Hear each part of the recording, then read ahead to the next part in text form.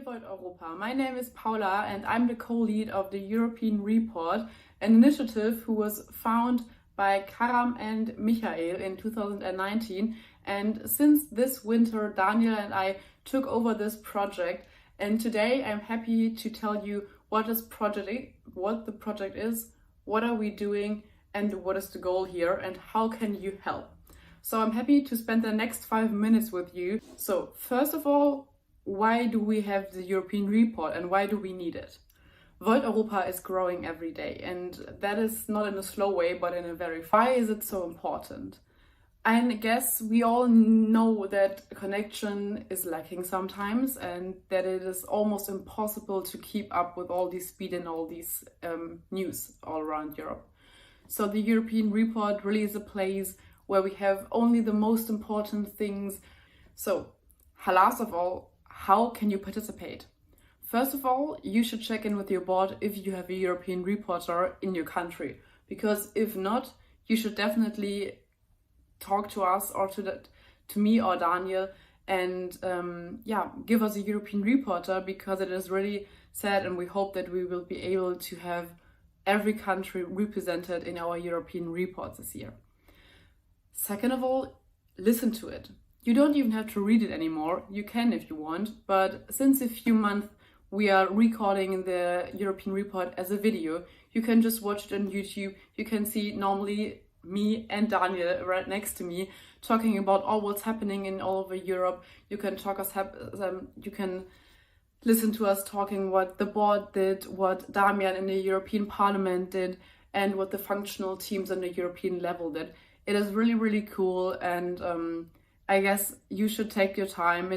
We're never crossing the 30 minutes, and it is a huge thing. The last thing I want to do is to show you how you can find the European report, and for that I will just show you how Workplace looks and where you can find it.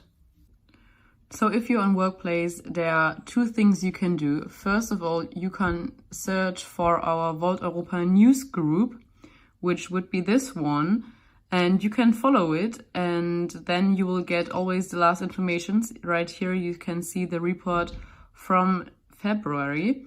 And if you don't want to have another group, then you can also just go on my profile and follow me, because I am the person who always publishes the reports. And yeah, hopefully we are just working on a European intranet, and it is not ready yet, not at all, but it hopefully will be in the next month, and then you can also find it there.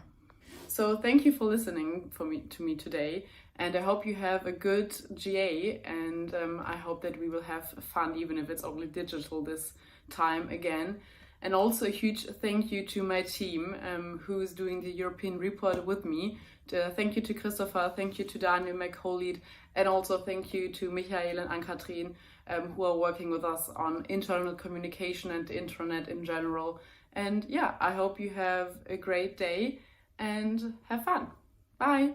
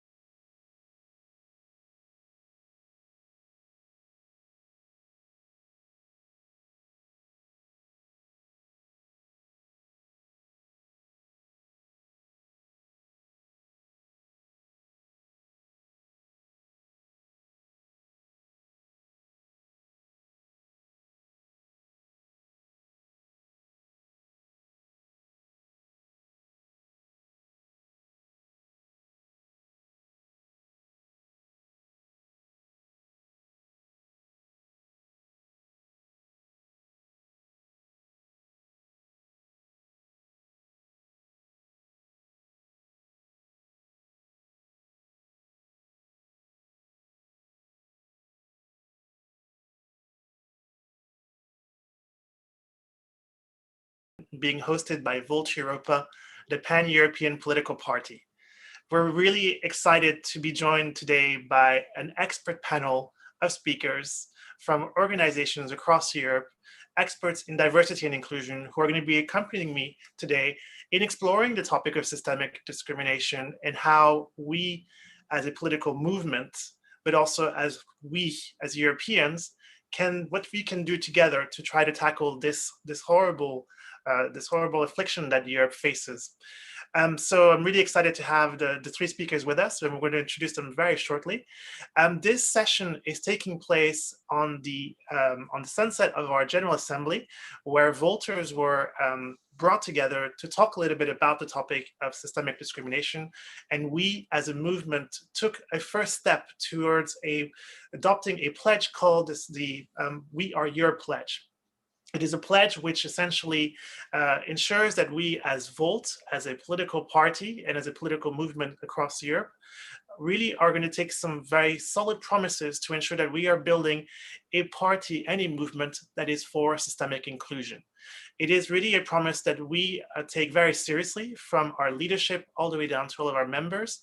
And really this panel is here also for us as voters to really reflect on what we as a movement have been doing so far and what we as a movement in the future can do to become a better ally to the cause of ensuring that each and every single individual across the European Union can really take benefit of this European construction, can really take benefit of this European dream, and can participate in that project. And that is why it is so important for us to be having this conversation today.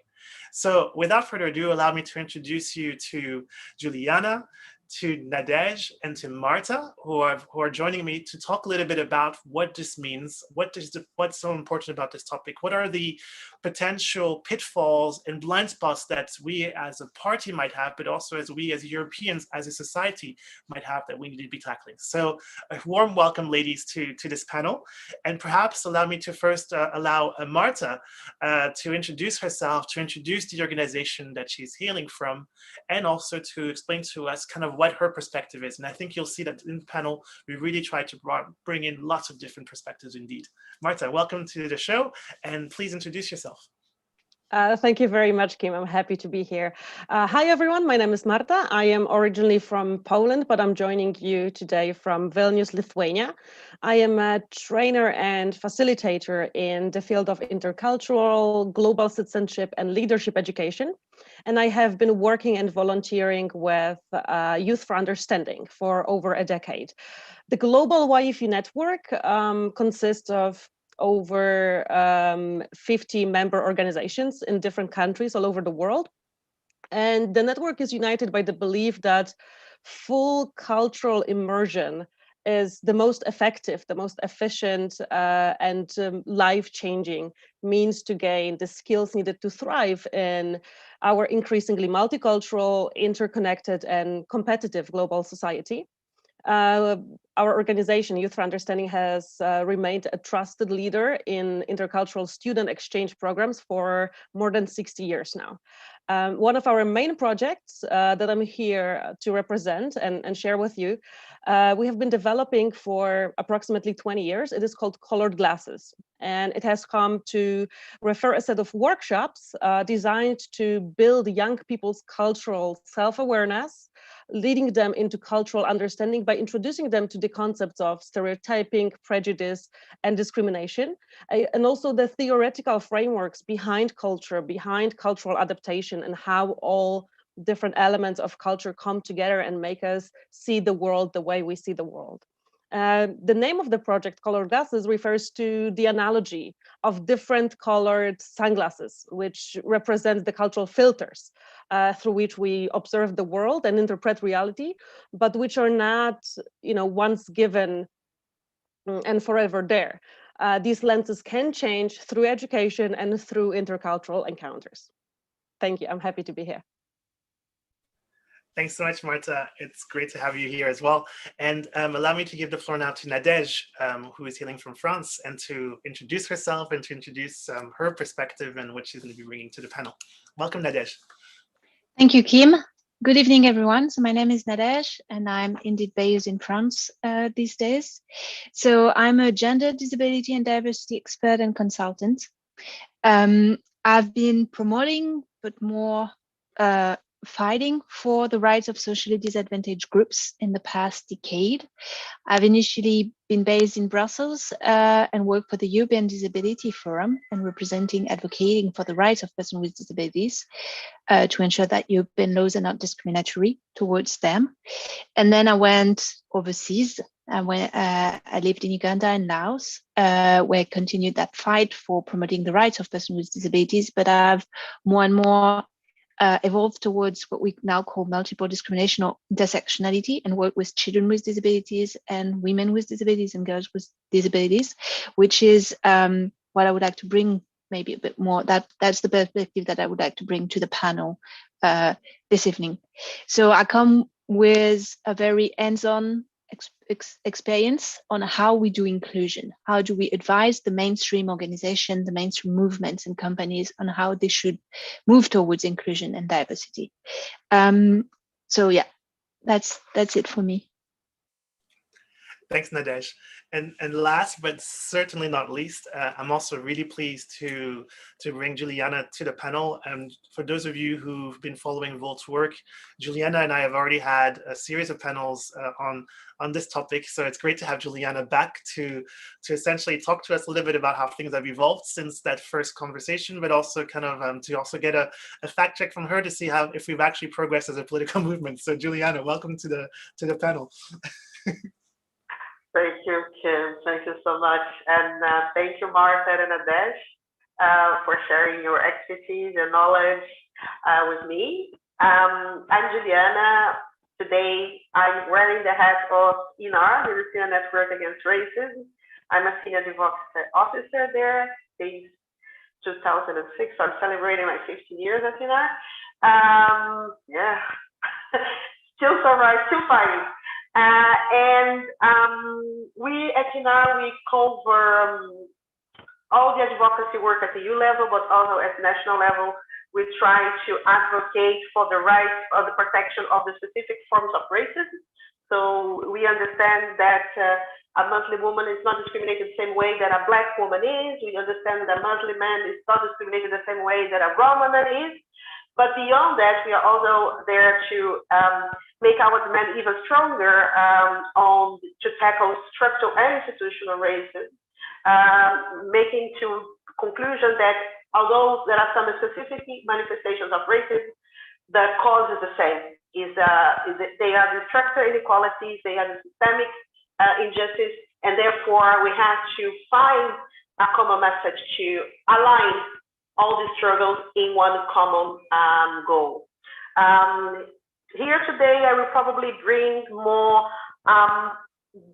probably instigate some reflections a little bit, try to be the incubator and to generate some personal insights on how it's very important that we talk about discrimination from the standpoint of those who are affected by it, but also to understand that we need to have these uncomfortable conversations at some time in our life, because especially after COVID, which amplifies the social and racial inequalities around the world, after George Floyd, we cannot pretend that we don't have a problem that is structural, institutional, and systemic. So I'm here today to do that, so try to provoke conversations. And I feel very glad that this is a safe space, that I can share my thoughts, and probably I will agree, we have to agree to disagree at some point, but I think conversations are done like that, and that's the magic of spaces like that. So thank you both, and thank you, Kim, for the invitation. Just a disclaimer, I have 2 kids and a cat. They will come and go, so that's it. I think they're always the big stars, right? The children and the cats and the other you have pets who always want to be on the limelight. So thanks very much, Juliana, and thanks everyone for participating. Just a small acknowledgement. So we are beaming live. So for those of you who are following us on YouTube, and for those of you who have come from us via Facebook, we are seeing you. So do participate, do put in your thoughts and your comments. We are looking at them. We're going to try to bring them in as quickly as possible. We really want this to be an interactive session, not just between the panelists, but also with you outside. So if you have questions, if there are things which you just have, niggling thoughts or anything like that, this is the right moment to ask them. We'll try to answer them. Feel free to challenge us as well. It's good to have a two-way conversation. So please do feel free to do that. Let's jump straight into this. So perhaps before we begin, I think we need to make sure that everyone is on the same page, both within the panel, but also those of you who are watching, to understand kind of what the hell are we talking about when we say systemic discrimination, there's systemic racism. It seems like every year there's a new way of describing this phenomenon. It used to be that racism was enough. Now it's systemic discrimination. So perhaps from your perspectives, kind of, it would be great to get a sense of what do we mean and how do we recognize when discrimination is actually systemic. Kind of, if you were to say, how do we make the diagnosis? What are the things which you would say are the symptoms of this?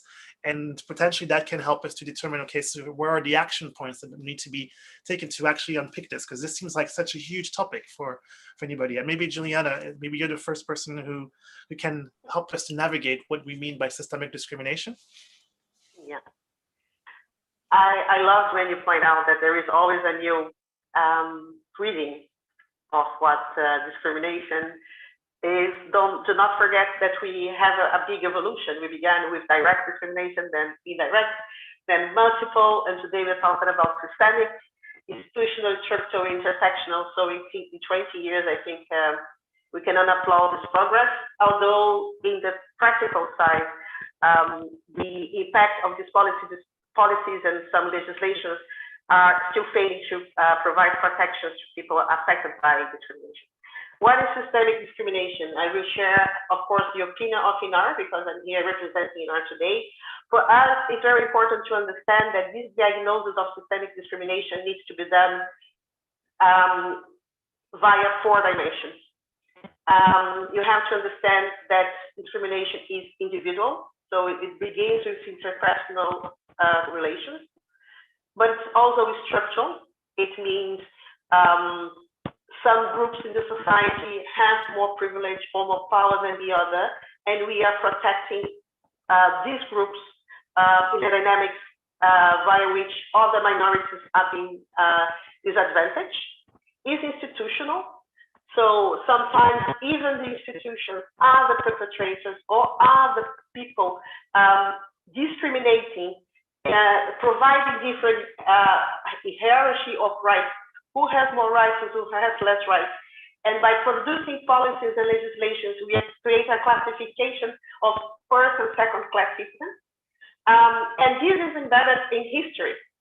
So historically, the systems of oppression, capitalism, heteronormativity, sexism, colonialism, they have defined the way on how these groups are structured and protected in the society. And these dimensions are intertwined and interlinked.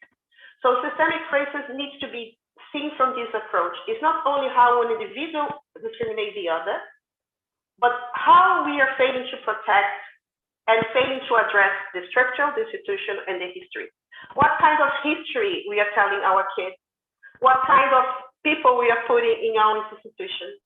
What kind of structure we are reproducing in society without knowing. So it's a lot about how do you understand that historically one group will face more inequalities than the others. And to move forward, we need to have bigger accommodation and be sure that some privilege and some protections needs to be reshared in the society equally, to ensure that we can have equality not only in the access to rights, but in the result of rights.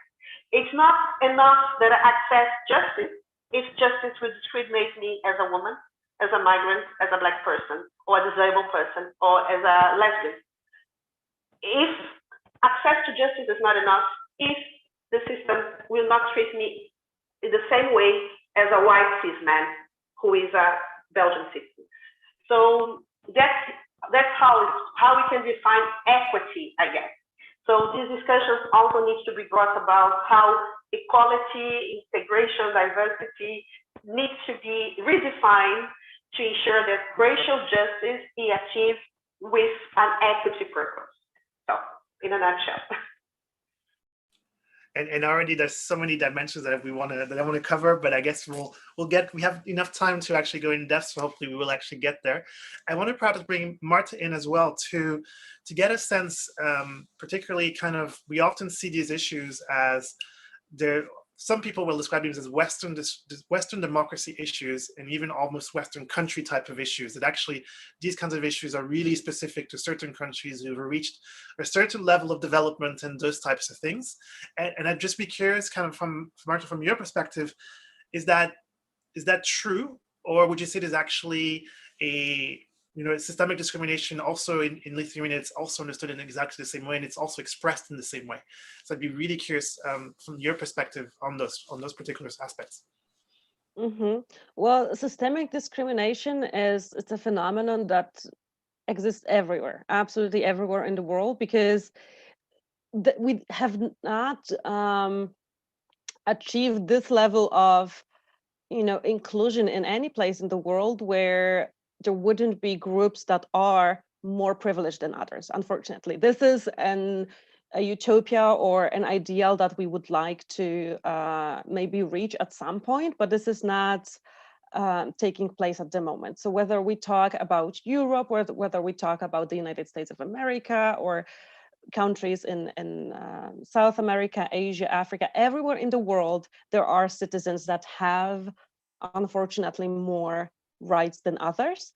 And sometimes it manifests itself in a very direct way. Everyone knows about it. It is written down in the law. It is obvious to everyone that, for example, women are not allowed to do certain things over men. But in some countries or in some societies, it will be a little bit more, in between the lines. When it comes to, for example, Lithuania, which is still coming out of its, post-Soviet past, it's still battling certain mechanisms, certain historical memory related to being under the Soviet occupation. I can definitely tell you that systemic discrimination exists here as well. Lithuania, even though it's a very small country of about 3 million people, it has a very sizable population of Polish minority and Russian minority. And here, to all of our listeners that are not familiar with Lithuania so much, these people are not immigrants. They have not come to live here. They just happen to live here throughout history. This is their homeland, right? This is their country. It just throughout history changed its shape and size, and now they belong to a country, or they are within the boundaries of Lithuania, but it hasn't always been like this. And again, because Lithuania is a small country, the nation of Lithuania is quite small, and it also has suffered throughout the years occupation and numerous restrictions of the use of the language, for example, and just exercising the Lithuanianness under the Soviet regime. Right now, the policy reflects it a lot, because even though we have about 7% of the population identifies as Polish, or about 6% identifies as Russian, and then there are also many smaller minorities, they do not have the same rights as the Lithuanian majority. And here we wouldn't talk about very drastic human rights violations. This is not something that prevents them, these minorities, from enjoying, a fruitful, safe, life, just like everyone else. But there are these notions of, hey, you're not exactly like the rest of us. To give you an example, for the Polish and Russian citizens of Lithuania cannot spell their names and their last names in accordance with the grammar of their language. So if you look at my last name, Bednarczyk, I could not, if I was born in Lithuania, I would not be able to spell it the same way, right? I would have to spell it in accordance with the Lithuanian rules of grammar, which might seem like a, kind of banal, not very important issue, but, in the end, name is your identity. This is your legacy, right? Your family name. This is what you pass from generation to generation. So even a small issue like that, the fact that what the Lithuanian Language Commission calls protection of the Lithuanian language, in this way affects the Polish Russian minority to use and exercise their language and to exercise their culture that has always been there in this territory. So systemic discrimination definitely exists in all parts of Europe and in one shape and size, and then across the world alike. Thanks, Marta. And I think it's a really great example of how systemic discrimination, when you throw the word around and it feels like it's such a huge topic and it's so far away, and it's like it's a macro kind of policy issue that you need huge statistics to be able to understand it, and yet you express it in such a way that it goes down to very, very, very very mundane, very day-to-day kind of things. That's the way it gets expressed and gets felt and impacts individuals. Nadej, I guess last but not least in this particular round, but you mentioned that in your opening remarks the intersectionality aspect as well of this, and I'd be really interested to hear more from you about that and how the intersections of discrimination actually create and perhaps even accelerate or elevate or amplify the impact, I guess, of systemic discrimination. And it's really interesting that Nadej mentioned that, because indeed, as Juliana was mentioning, we've been talking these things for so many years, and they've actually changed so many different terms. And certainly when I started working on the equalities agenda, the big topic was multiple discrimination, and clearly that's changed a bit. But yeah, Nadej, floor is yours. Thank you, Kim. Yeah, just coming back a bit to what the former panelists have said. It's true that the way we've expressed or we've talked about discrimination has changed over time, and the way we've defined it has also evolved over time. And we're moving a bit away from seeing discrimination as something that is related to a peculiar aspect of a person, like I'm a woman and I'm discriminated on the basis of my gender, or I'm a person with a disability and I'm discriminating on the basis of my impairment, to considering the person in a more overall way, to a more complete way. The fact that I'm not defined only by my disability or by my gender or by my sexual orientation, but I'm a mix of all that. So we're slowly but surely moving towards considering the person and the communities, the social groups, for their socioeconomic characteristic, for their peculiar aspects of their identity. And that's maybe where we move to the idea of multiple discrimination first, the fact that I can be discriminating on 2 or 3 or 4 bases, on the basis of my race, the color of my skin, my migrant, whether I'm a migrant, whether I'm a woman, or whether I have a disability.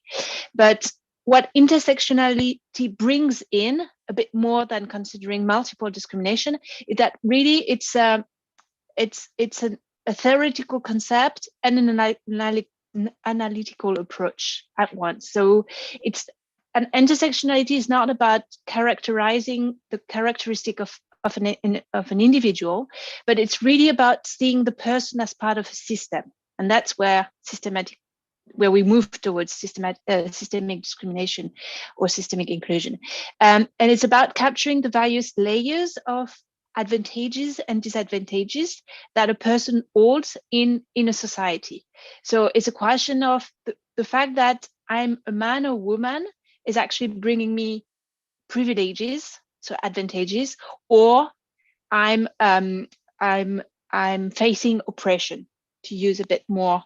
It's terms that are really committed and relating to the fight, but I think they are really showing a bit more what we're talking about. So when I'm a man, and when I'm a white man, and when I'm a white heterosexual men, then I have more privileges to access education, to access healthcare, to do everyday things that we considered as normal, and much more opportunities than a Black woman who's coming from Sudan and being in Lille at the moment. So I'm working on a project with this type of with this particular target group at the moment. So and I think that's what intersectional, that's the added value of speaking of intersectionality and moving away from a purely individual discrimination, legal or policy approach, is really to put the person into the system and the structure, and how the experience of one person differs from one another depending on the pathway they're going through in life. So yeah, that's what I can say to start a bit on that topic. Thanks, Nadej. And the word that also from the previous round, which I think is really important to discuss as well, is indeed this concept of the role of privilege in all of this. And so we discussed kind of systemic discrimination and what are the different expressions of it and how it experiences and impacts individuals in their daily lives. I'd like to maybe now talk to you guys about privilege then. So how do we identify that you have a privilege, and why is it so important to talk about privilege when you're trying to tackle systemic discrimination? So tough question, but I'm sure you're able to cover it.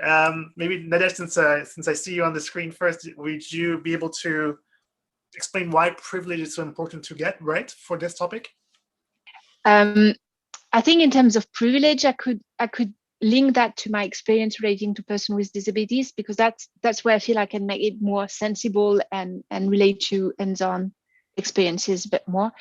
When we talk about privilege in the disability world, we would talk about equal access, equal benefit from a service, from accessing a building. So if I take a very plain example, I'm a person in a wheelchair or with crutches, and I want to enter a building. Well, if it's not designed in a way that allows the person to get in, the person is just excluding from accessing the building, from getting in a room, in a meeting, or getting to school, or getting to an hospital. So here, abled or so-called able person are privileged over disabled people, because they can actually enter, just because they can enter a building, they can actually benefit from the service that is being given, whether that's going to school, whether that's going to an hospital, or going to a bank, for instance. So that would be maybe so there is the physical aspect of it, but when you get a bit further, it's also the ability to access the opportunities brought by the service or brought by the activity.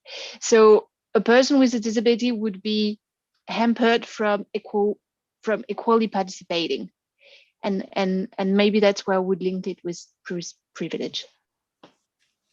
And Juliana, I know that this also comes up a lot in the conversations that we've had recently with Mr. Floyd, and also particularly when we talk about systemic racism in particular, the whole question of white privilege comes up very quickly. And then as soon as that's mentioned, then everybody gets very uncomfortable, and then the conversation kind of grinds to a halt. And I know ENR does a huge amount of work in this space. Can you talk a little bit more about it from that angle? In terms of examples of privilege, and also how important privilege is to address this particular issue?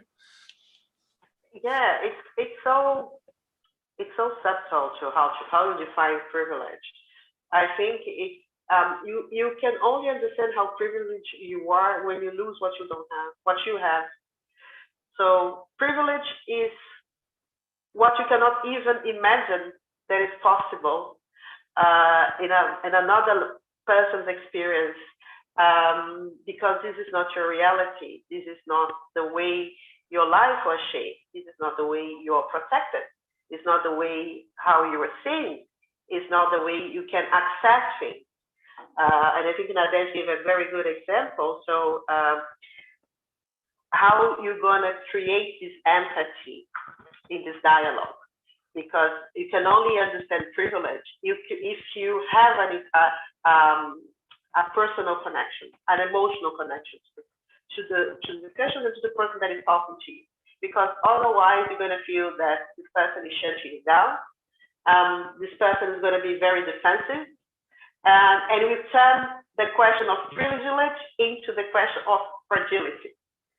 So there is a very blood and gray zone on how do you explain privilege. But it's like, again, as I said, it's really this package of opportunities, chances that you have had throughout your life that shapes who you are, who boosts your confidence, who maintain your mental health stable, but who are not the same experience as other people. And it's when you have to, when you say something and you declare something, nobody will challenge you. Nobody will undermine what you have to say. Nobody will silence you, because you talk as someone who needs respect, who deserves respect. And when you are not a privileged person, it's totally the opposite experience, what you experience right now. I did not have idea how privileged I was of my capacities, of my ability to walk, until I got operated and I could not carry my child who was 8 years old because I could not move. So like, wow, how privileged it is these people can go and walk and go and buy a sack of potatoes. And this mobility is not for everybody. And when I lost that, I realized how I was totally privileged of my abilities and how I was blind throughout my life of the inabilities and the inequalities faced by the others. Also, when there is COVID, how privileged we are to be able to have discussion digitally. Not everybody has money to pay an internet access. Nobody has money to have a computer. But many people have no time, even money to eat. Many migrants are being pushed on the border. Sometimes in countries like Belgium, the COVID plan of vaccination is becoming a platform to expose undocumented migrants. So how privileged you are to be able to have an internet for someone is a given, because many people think the digital world is something natural, but it's not for many of us. So, but again, I come back to the empathy aspect. To understand privilege, you have to really connect emotionally. Educate yourself is important, of course. And it's like, again, it's not a problem to make mistakes. And it's not a problem to say, sorry, I didn't know that. Or sorry, let me apologize. And because we are not in a war, we're not attacking anyone, but it's important to have this discussion. So yeah, to summarize, privilege. Thanks. And Marta, I want to bring you in as well, and I guess it's a combination of both those experiences as well as kind of these privileges creates the filters that you were talking about earlier today, and really that actually is really important to be aware and sensitive to the filters that we might have in order to actually be able to really get to the crux of this issue, right? Yes. So it is not really possible to, live without a filter, because through the process of socialization, we are taught that this is how our home looks like, this is how our neighborhood looks like, this is what our country is like, this is how things are. We are not, from the very young age, usually taught, that things very much depend on who you are or where you're from, what language you speak, how old you are, whether you're able-bodied or disabled, or you have disabilities, etc. It is something that we only start to maybe notice, like these differences between people and our approach to the world when we enter our teenage years, usually. And this is a very critical moment where we either will realize that those filters that we carry are not, hierarchical. They are not better or worse. They are just, different. And it's something that we kind of have unconsciously, that was passed to us, through the process of education and from our parents. But it is also possible to at least partially, swap the lenses of our glasses to try to see the world through a different shade, through a different color. It is very difficult because we cannot, change bodies with somebody else. But this is already, trying this kind of mental exercise can already give us a hint whether we are privileged or not. So when we come to talk about systemic discrimination, there are these two aspects, right? So there is the system that we participate in, whether it's education, whether it's the economic system, political system, etc. And then there is discrimination. So these different ways that the person might have limited access to goods or services or values that are socially considered desirable, right? So first, imagine an element of the system, right? You interacting with it. How was your school life like? What is your experience on a daily basis with, tax institutions, with insurance companies, with your employer? And then try to put yourself into shoes of somebody that you suspect might be discriminated in your community, whether it's a dark-skinned person or somebody with disabilities, somebody vision or hearing impaired. It might be a person that's simply older or maybe bigger in size. And think for a second, would you swap places with this person in this, system that you live in and system that you interact with? Would you, or like, how long would it take for you? How much consideration would it take to swap places with this person? Would your life be easier? Would it be more difficult? Would you need help from somebody elder? Would you need help from somebody that speaks the language of the minority? Would you literally need to bring a white man with you to help you out and explain something? It is, maybe might sound funny to some, but actually it still happens even, as a woman in Europe. Sometimes, you go to a store and the clerk will talk to the man next to you, to your friend, let's say if you go buy a car, because, they are supposed to know, and you might be an expert in mechanics and you might know everything about cars, but still because they are a man, right?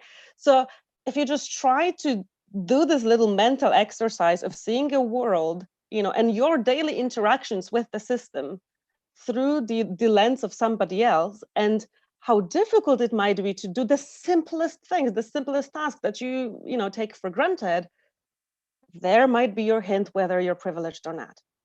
Because when we talk about privilege and you call somebody privileged, we tend to get very defensive because it's not something that we earned or asked for, it's just something that we have. And it creates this feeling of guilt, like I'm not, the one that discriminates. I'm not, I don't want to do this. I am not the architect behind systemic discrimination. But that's not why we call out privilege. We call it out so you can know, you can appreciate it, the different aspects of your life that are actually pretty good, and to also be able to use it, to empower you to use it for good. Because if you have privilege, or part of your identity gives you privilege, whether it's the skin color that you have, or whether it's your gender identity or anything else, for example, even wealth, socioeconomic status, you have the voice. Your voice is being considered reliable, competent, just like Juliana said. You are considered to be knowledgeable, for example, right? People listen to you. So when you know that the other people cannot speak up, or their voices are being undermined, you can use your voice to channel theirs. And this is the beauty of recognizing your own privilege and speaking for the rest of the society, because just how much nicer it is to not only benefit personally from your privilege, but help benefit others. Like just a nice thing to do. Right, it's a fantastic way of putting it, I think, and it really, hopefully those who are watching, I think it really helps to put it in context, and also to also understand that every person can really have the little things that they do can really help to break systemic discrimination, because systemic discrimination happens, it's a combination of everything that happens in the day-to-day life. So it's everything that happens that you do combined with the rest of the system, which creates the environment that we're in. And in the end, it only takes one person to change the environment by doing one little thing, and it's really powerful. For those of you who are watching us, we are seeing you. So please do leave comments and questions. Feel free to contribute and to participate in the conversation. And I'm going to bring in the first kind of feedback from the audience, which I was asking whether there is a magic wand perhaps here that we're not using enough. And it's really around education. So Stab Springers asked kind of, is it possible to ensure that all children are taught tolerance? Should it be, for example, mandatory in all schools? So, do you guys see this as the magic wand? If we swung it around and we make sure that every single school in Europe preaches tolerance, would that be enough to deal with this issue? Or is this only part of the solution? Whoever wishes to take it, feel free. I can go and take it because I actually was taught tolerance in school. I remember very well when Poland joined the EU in 2004, and every class, no matter what it was, whether it was IT, whether it was geography, mathematics, everything was about EU and tolerance and diversity. And you see where Poland is now, right? With the major political movements and kind of the sentiments that are being popular in Poland. Tolerance is not enough. We were being taught that, we need to be tolerant of diversity and appreciate it, but that we don't need to like it. There was always this focus on tolerating means allowing to exist, and not necessarily appreciating or liking it. And of course, we are not forcing here anyone to arbitrarily agree and like everything. But what we should taught in school, in my opinion, is inclusion. This notion of, regardless of disagreements that you might have and differences you might have, you treat the other person as an equally valuable human being. Because your opinion, your notions towards somebody's religion, somebody's lifestyle, somebody's life choices do not determine their value in the society. It is not up to you. We are equal. We are equally valuable and bring value to the world through our lives. So I think this is what should be taught in school, and encouragement to get to know the other person and, learn how to build things together rather than find faults in one another and, cover it with the word tolerance. I don't think that's enough. And I think Juliana wanted to speak. I saw you unmute. Yeah, I did. So Juliana, up to you. But maybe I'd like to add as well. I mean, what's interesting, again, when we're talking about systemic discrimination, there's also systems. And actually, education is probably one of the biggest systems that we have in our societies, and is also the one producing a lot of the outcomes that we see today are as symptoms of systemic discrimination. Juliana. Yeah, 2 points. First, on the issue of tolerance, and the question on the tool. So education as a platform to bring change. On the first point, I must say that I have personally a very big problem with the word tolerance, because tolerance gives 2 meanings. That I need to be tolerated, accepted in a classification or a system in the appraisal of the other. So the other defines if I can be tolerated or not, or if I collect enough points to be accepted. So again, we are creating another system of oppression, because we are defining that tolerance is ruled by the definition of acceptance for those who maintain power. So that's why tolerance is complicated. The second thing why tolerance is complicated is not that they should tolerate someone from a minority background, or from a woman, or a disabled person, or a gay man. Is that I don't want to tolerate a homophobic, I don't want to tolerate a racist, I don't want to tolerate anybody who is not respectful to anyone. So I do not agree with the word tolerance, and has been a fight that we at PNR have had, because I'm not tolerating racists. So it's not negotiable. The second thing is education as a tool for change, definitely. But what kind of system we are proposing here? It needs to be a process that is decolonial, that is not sexist, that is gender-driven, that we can talk about gender expressions, we can talk about sexual orientation, It should be a system that encompasses all these definitions of rights, of perspectives, and respect and dignity. So we need to decolonize the system. Here I'm going to use more my racial approach. We need to decolonize the system to ensure that we have the good tools to bring these discussions further. Because if I don't have the material, a good material, and I don't have a good teacher who can explain these multiple ramifications of identity and rights and justice, will be a flaw in the system. But education is the most powerful way to do it. The question is not the way it is now. We need to reform the system to ensure that we can have the good tools and the good professionals who can do that.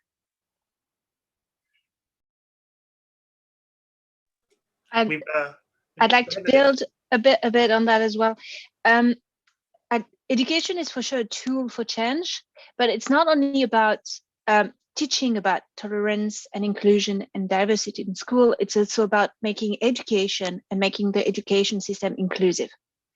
And the reason, and I'm saying that, is that in the experience I've made throughout the years, when I ask people, what is your motivation for including persons with disabilities in your everyday activity, they often relate to the experiences they had at school. So when they went to primary school, secondary school, or even at university, they said, I studied with a person who was blind, or I studied with a person who was hard of hearing. And I've learned when I was young that it actually works to be diverse and inclusive. And that what grants my motivation today to do things more inclusively, to promote my work environment, or to brought my association to become a bit more inclusive.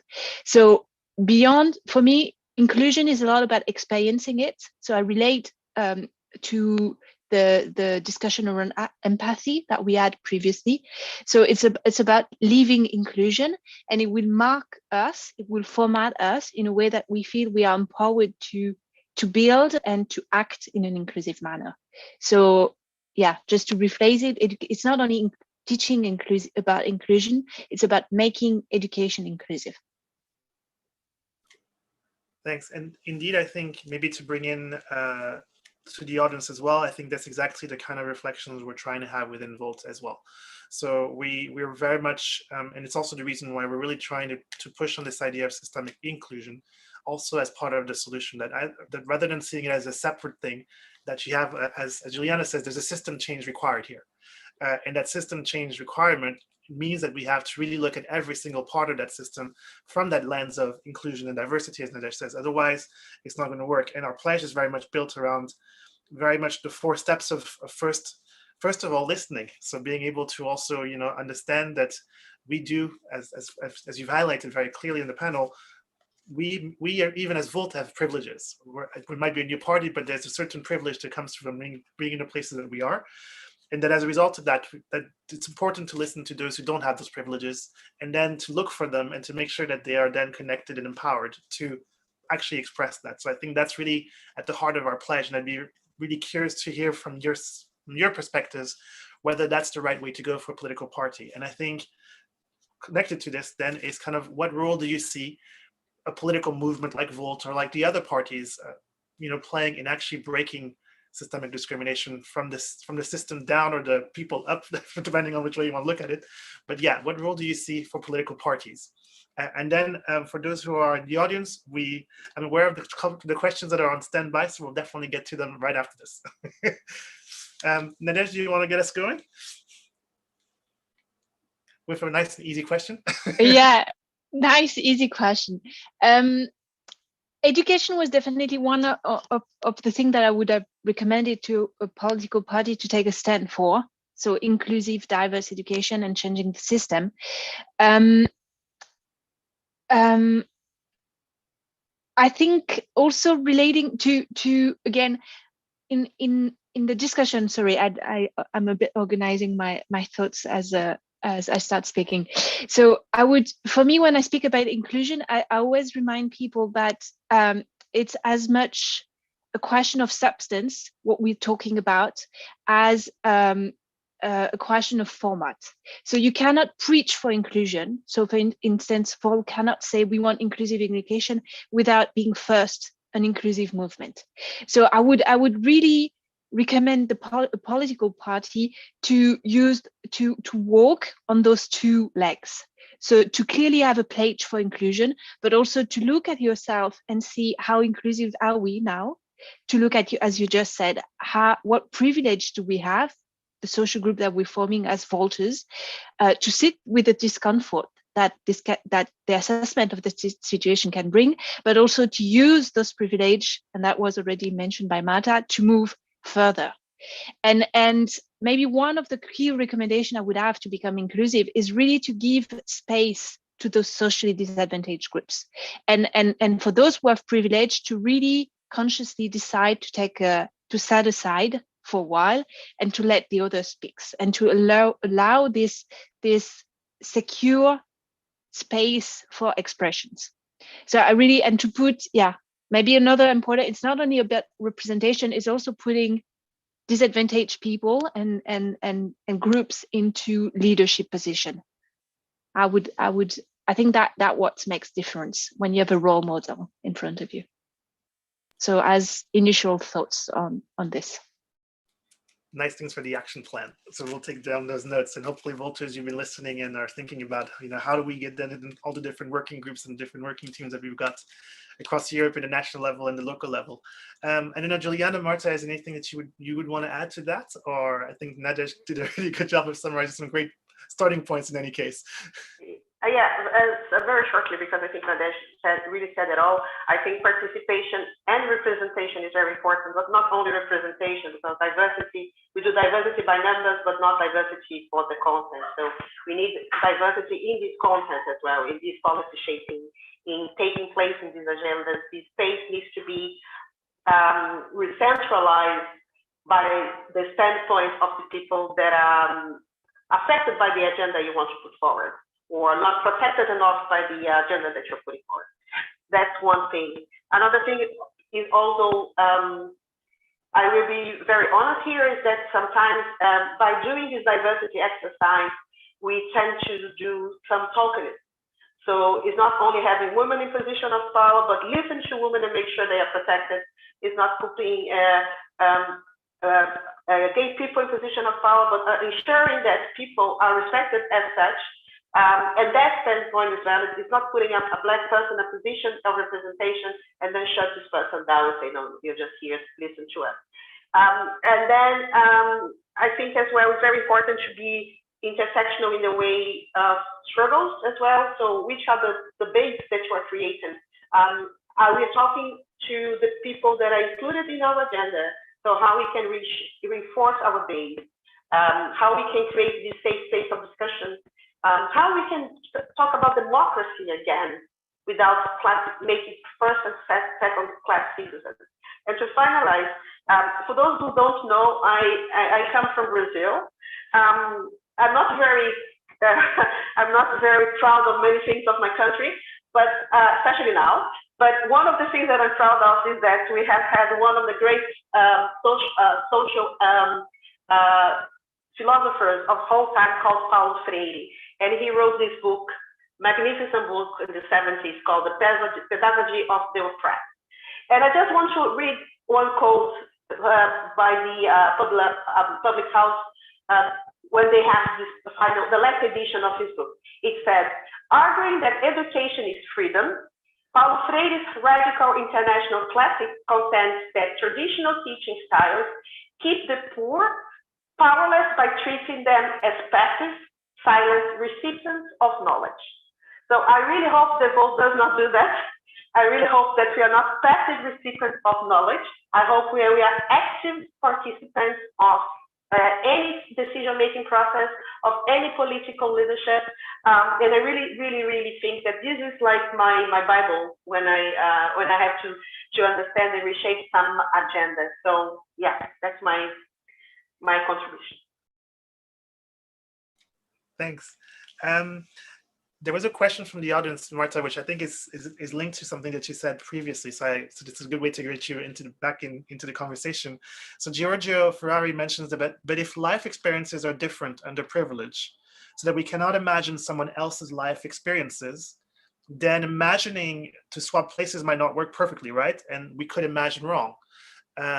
So I was just curious kind of what your feedback was, since that was clearly a question from the audience. So audience, if you have more questions, feel free to put them in.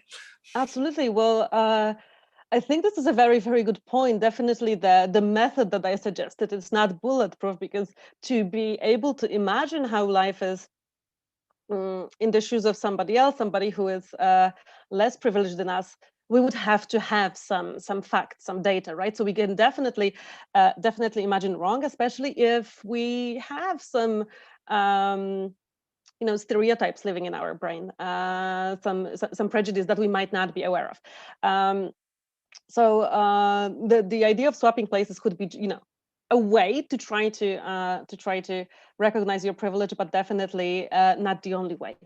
If we do not have experience that would allow us to do so, well, a very beautiful tool that we do have nowadays is simply the internet, that allows us to connect with people. Of course, algorithms, we know, we have learned, do prevent us from successfully or efficiently learning about what is the life outside of our social bubble, but it is not impossible. If there is a will, there is a way. And well, if you have made the first step of wanting to learn what is life like on the other side, and it's not, well, maybe on the other side is not a good way to phrase it, because it suggests that there is, that it's opposites, right? That you're here and then somebody on the other side. But like, what is the life, next to you, in the other sphere of life, that you don't interact with, that you're not familiar with?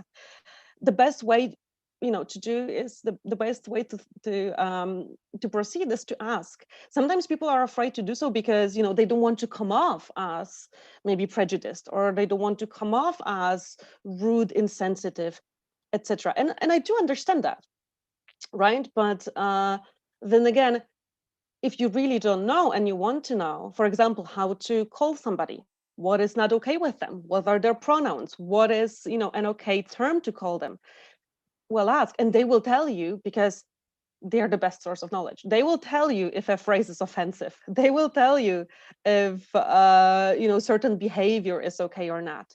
So that's your second way to do it. It requires a little bit more courage and a little bit more action than just imagining, but it's definitely more bulletproof than just imagining things.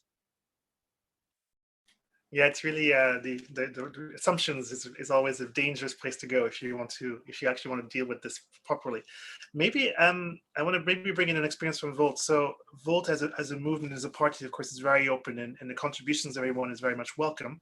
But we talked, all four of us have talked about also the importance of creating a safe space for expression, particularly for those who are experiencing forms of discrimination.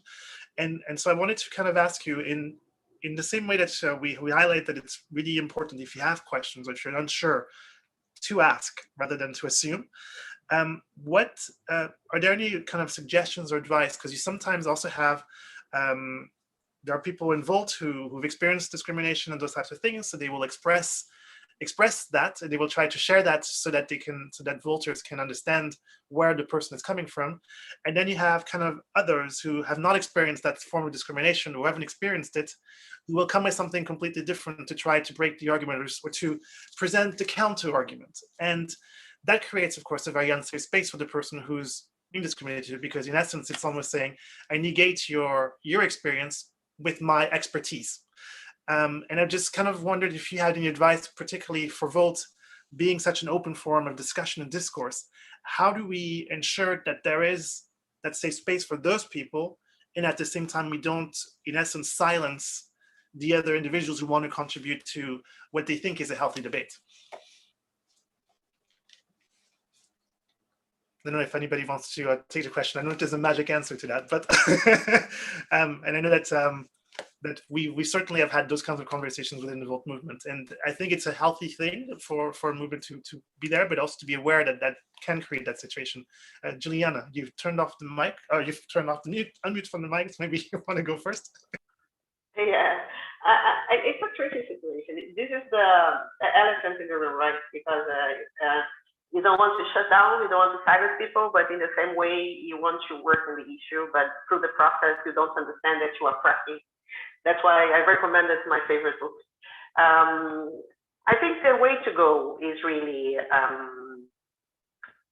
plurality. The more diverse, the more plural we are, the more trans people we bring to the movement, the more disabled people we bring to the movement, or more migrants, they can claim this space. We can make our space safe by making sure that we have many people from different backgrounds sharing their own experience, but also their expertise. For example, I don't want to only to be an expert as a Black person on racism. I don't want only to be an expert on as a woman on gender. I have something to say on climate justice. Probably I'm an expert in economy.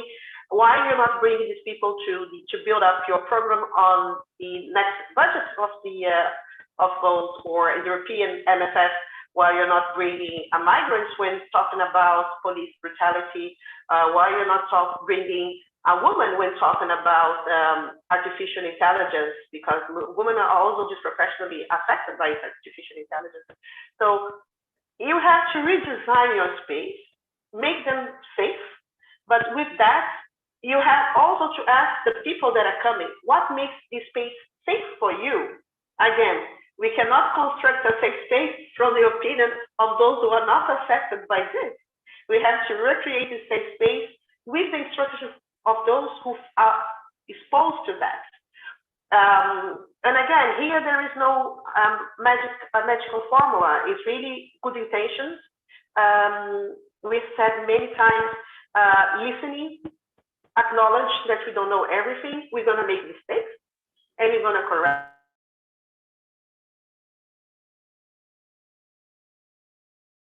Now, if you don't have the space, if you cannot have everybody around the table, so how you go outside your bubble to ensure that you can still collect this information, because otherwise we're going to cater only to the needs to one group, and you are going to be reproducing also as a political party or group the same inequalities that you see in the society, because their argument will be, but we don't have it, nobody comes to us. Well, it's your mandate to go to where you need to go.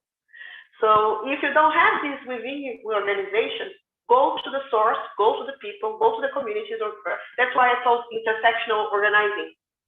Try to intersectionally cross bridges and talk to other movements, to other organizations, to other communities, to bring these reflections with them, to construct these with them. So not having people is not a good excuse. It's not enough. It's your mandate as a political institution, and your privilege to be able to talk as a political group, because not everybody has a protection of a political group. I don't have, Nadej don't have, Marta don't have. So we are here exposed as individuals. But Volt has this shield, this extra layer of protection. So if you can make this a platform for this, it would be great. I think we're going to try our best to do that. There are more questions from the audience, and I know the time is kind of ticking by, so I want to kind of make sure we get to them, since of course you're spending time watching us, and thank you so much for staying on with us. And again, feel free to ask more questions or more comments or things like that. So Slava has a question for us panelists, which is, aren't most people in academia aware of their privileges, but ordinary people are getting angry because they don't belong to that 1%, although they are, let's say, white, cis, hetero males? Which leads to division, which leads to conflicts and escalation regarding wokeness and identity politics, like what we see in North America, for example. So shouldn't we focus more around individuals, like Nadej mentioned previously? So that was a question with regards to and then there was another person who concurred with that, saying that, how do we solve tribalism, particularly, for example, within the American politics case? So I'd say for the audience to be careful with thinking that the US is the worst place and Europe is a fantastic place. I think we have plenty of examples in Europe of things that we haven't resolved yet, whether it be colonialism or other aspects. But okay, anyway, before I comment more, this is, yes, Juliana, do you want to jump in on that? Or even Marta or Nadej, feel free. Well, I could comment briefly about tribalism in politics. I find it to be a very, very interesting topic, because we are noticing more and more this, excuse me, oh, sorry, excuse my cat. We are noticing this pattern or this mechanism popping up more and more about well, identity politics, and that politics or belonging to a political party becomes much more than just something that you do, something that you support. It's not anymore about maybe liking this or the other economic solution, or funding this or that political project, but it becomes something more, something that you identified with, that you will fight for. And we do notice that a lot in the American politics, but in Europe as well, more and more. And well, I personally do not have a solution to that. I think this is a phenomenon that we will continue to observe, but that's good that we already observe it and that we are aware of it. Because if we see that there are these mechanisms that are pulling us apart as society and hiding us behind labels, behind banners of a political party that doesn't have to be unified completely, doesn't have to be homogeneous inside, then we can try to do something about it and either construct dialogue or try to find some ways of communication. Of course, as we push apart and go to one and the other extreme on the political spectrum, this becomes more and more difficult. But the fact that it is difficult, I think, doesn't prevent attempts, or doesn't prevent you from trying to communicate as human beings, and see also a political party, the movement, not as this homogeneous kind of blob where everyone has the same ideas and opinions and the same experiences, but also as a group, as a mix of people. And in every political party, or in every community, you will have people that share some experiences, right, that are maybe discriminated in a similar way, or maybe they share certain past because of their culture or because of their upbringing, etc. So you can also build bridges among these subgroups and find things that are common, some goals that you share that go beyond the major or the most mainstream political agenda. I'm not sure if that exactly answers the question that was asked in the comment, but I think this tribalism or this phenomenon of political identity is not something that we should be terrified of. Well, I would rather encourage to play with it and see how it works, what it does.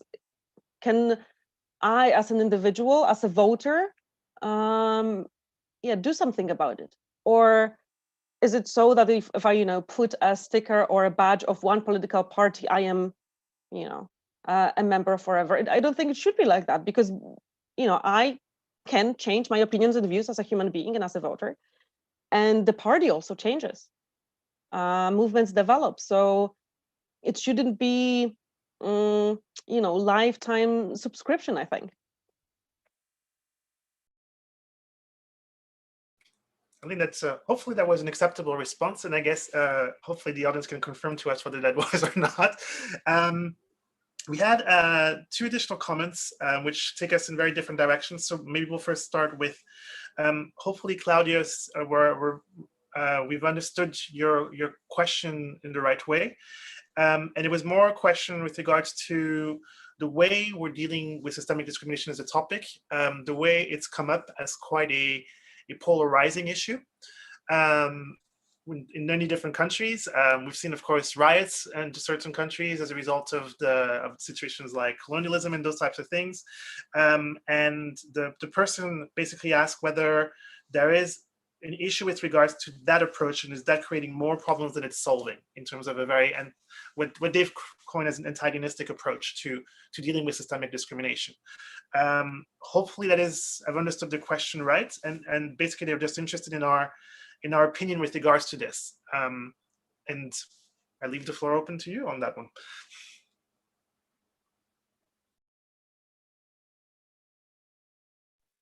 I don't want to I prefer that Nadej or Marta respond, but I will just pitch in 1 second. It's like, who are we making uncomfortable with this discussion? That's the most, that's the most important question. Like, who is uncomfortable? Like, who is feeling discriminated against, is feeling very empowered, is feeling very represented, is feeling that finally people understand what does it mean. And I think there is, again, in Europe, we have a report that was recently launched about that. There is this color blindness of discussions and policies. There is this decentralization of topics because we think this is going to bring discomfort. There is all this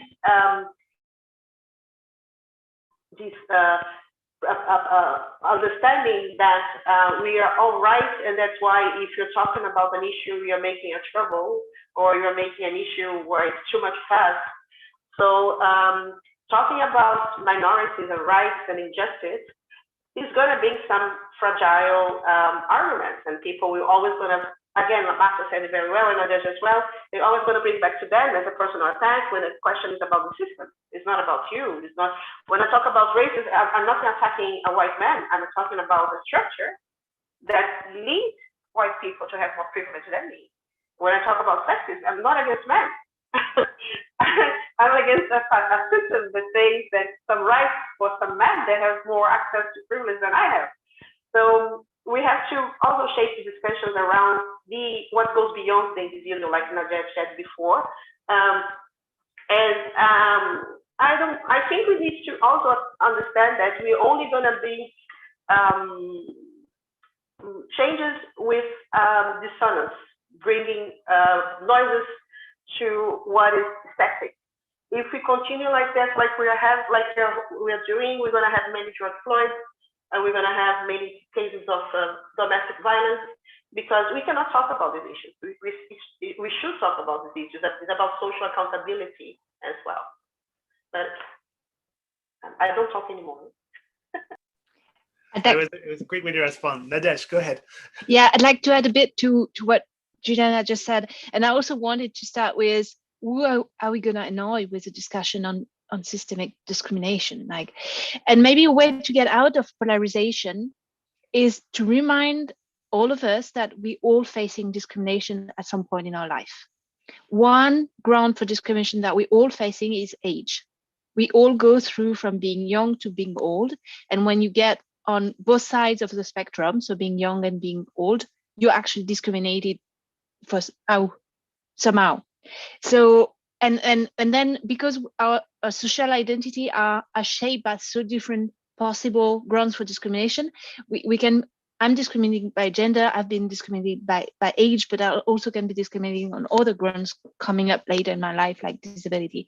So I think we should also remind ourselves that we all have something to gain from fighting against systemic discrimination, and as a way to maybe get into a more positive note around that discussion and that debate. Thanks, Nadej. And indeed, Claudius also highlighted that actually he was talking as well about the antagonizing surrounding identity politics towards any criticizers of methods.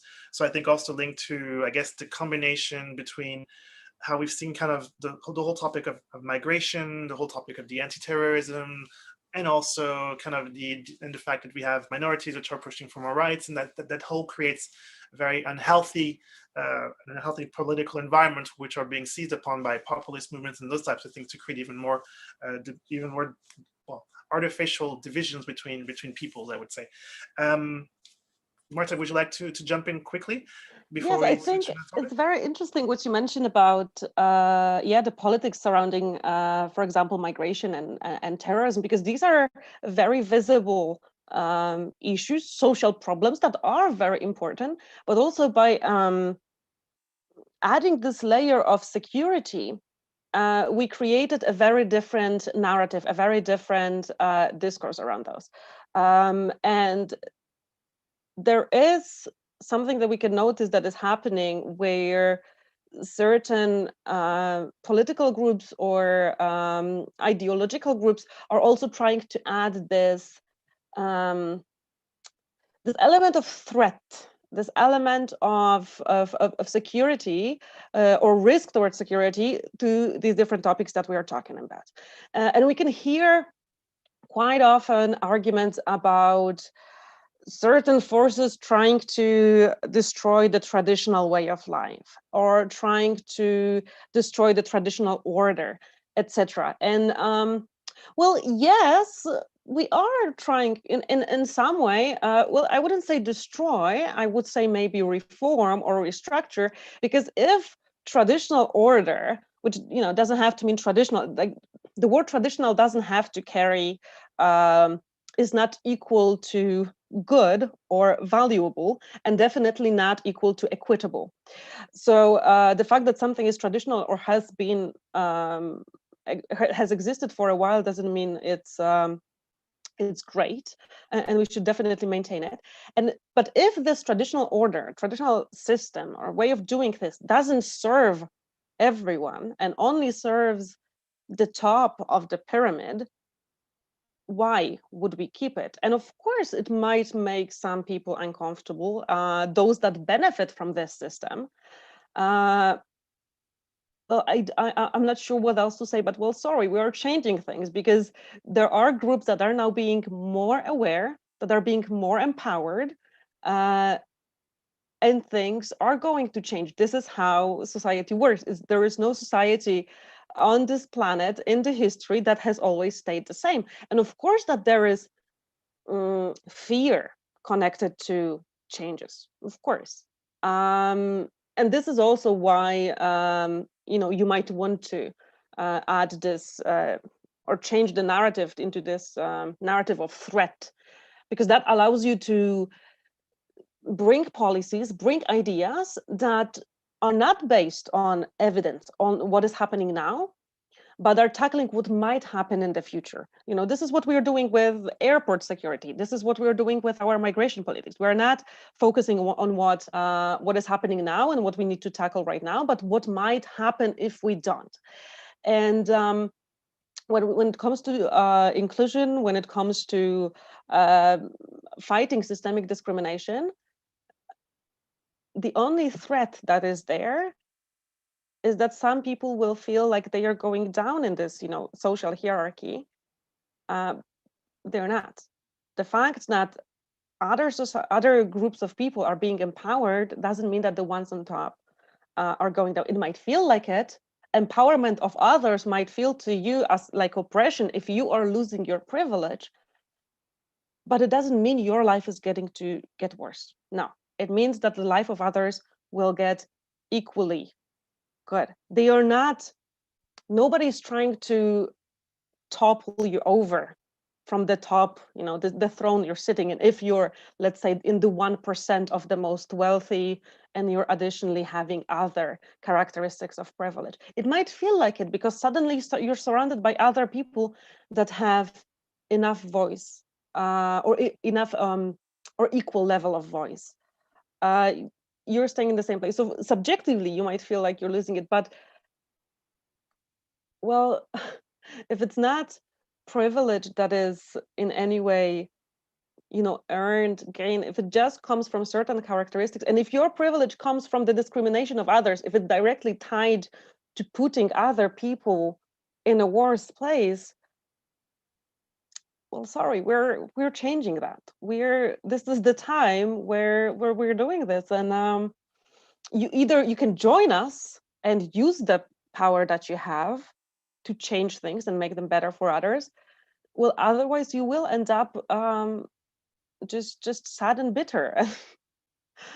That's about it.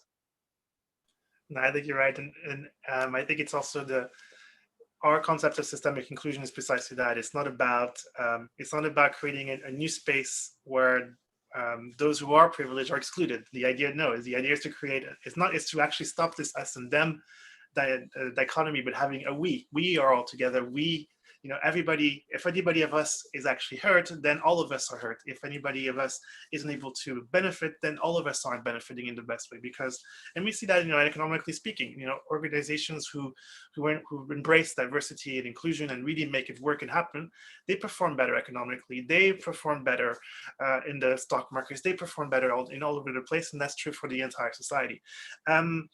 Time is running out, so unfortunately we're going to have to start closing our dossiers, but I did want to bring in one other conversation which has been very rich in the chat, which is around really algorithms and AI and digital technologies and the role that they play, because of course we are living in an increasingly digital world. And we were asked kind of what do we think about companies saying that they are not discriminating, but at the same time they're hiding behind algorithms, and those algorithms are clearly very biased, and we know increasingly the concerns that there are around artificial intelligence and the fact that they're being built by non-diverse teams, and that those non-diverse teams are leading to algorithms which have very, very biased outcomes. So I'd be curious. Yes, we were asked kind of what your opinion are of these companies and what they're doing and that type of things. So that will be the last question. I think we all know that technology is not neutral. It's not a big statement. We all know that by now. It's also not a big statement that AI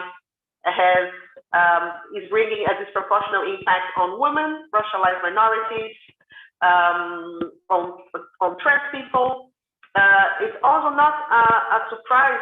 What I'm going to share is that most of the tools are also designed by companies who have a security profile. So we are also automizing algorithms via a security lenses, like Marta said, because we talk about everything, but via the security angle.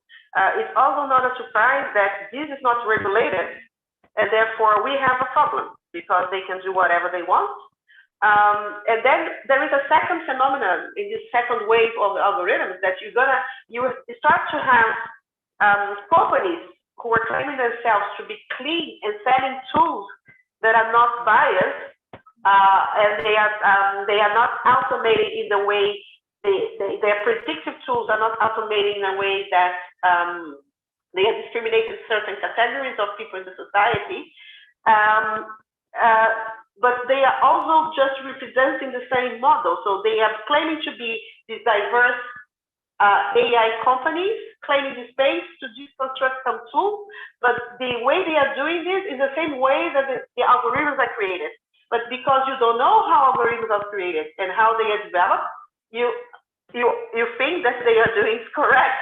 So in the end, the problem and the solution are biased, and we have a problem. So the question of artificial intelligence is really like, we need more documentation. We have not many researchers on this in many fields. We need more evidence. The good thing that we know is that not all the tools are implemented simultaneously in the same way in all the countries. What we know is that some tools are used in Belgium, other in Lithuania, other in France. So what we know is that we are having different experiences as well on how this is affecting us. What is important is to really map out, make the case. There is a new AI regulation. There are some elements that are really complex and complicated. There is a lack of human rights-centered approach to technology. There is a lack of engagement on the tech side, also with human rights organizations, also with organizations led by minorities. So this exercise also needs to build in. And I think what is the most essential is also how we're going to make charters for digital rights. How we're going to empower and educate our people on what to do. First, to collect your digital information, to prevent that it is spread, and to stop any kind of resharing, cross-fertilize of this information. Because one day you are buying a book on Amazon, and another day this information is in a database of the Eurodac. So this what we call transportability of data is a cognate question that we still don't know how to answer. And that's why documentation information and make sure that people can access the right to claim their digital information is really important. I'm sorry if I went too wrong, because I love this field and I cannot take it anymore. It's the new frontier in essence, where also the new expressions of discrimination are absolutely starkly available to see in the digital space. Nadège, Marta, any final words before I close the panel? I just wanted to add that it's been really encouraging and really just like this wholesome feeling, seeing all these comments in the YouTube section. I have our Zoom window open and also the comments open, and it's just really, I find it really, really encouraging to see people having this discussion and interacting with us on these topics, because as long as we are having these discussions and we are challenging, whether verbally or by our actions, the status quo, we are moving forward. And that's what it's all about, when we are giving voice to one another and asking one another questions that might not be comfortable, but make our brains tickle a little bit. I think this is what is very important. So I'm really appreciating this time spent with you and this opportunity. Thank you. Thank you, Marta. And Nadège. Yeah, like Marta, I really appreciated the discussion. I've also written down a few ideas from the panelists, so I keep on learning. And maybe that's the main message I'd like to conclude on, is that change is incremental. So really dream big, go for that utopia that we've talked about, but start small and build on it progressively to get there. I think there is no magic wand. It's really one thing at a time and to reach the goal. Thank you for the invitation and the great discussion this evening. Thank you, Nadège. Thank you, Marta, and thank you, Juliana. Indeed, and I think Nadège actually summarizes very much the approach that Volt is trying to champion. So, as I mentioned, we've adopted a pledge, or rather, it's a co-creation of a pledge. It's actually still being built by Volters.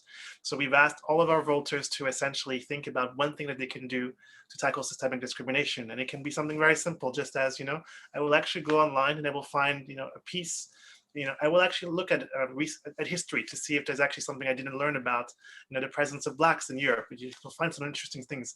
So it can be very simple things like that to indeed, what can we as a political movement do to improve our communication so it's more inclusive? What can we do to make, our website more accessible for disabled persons?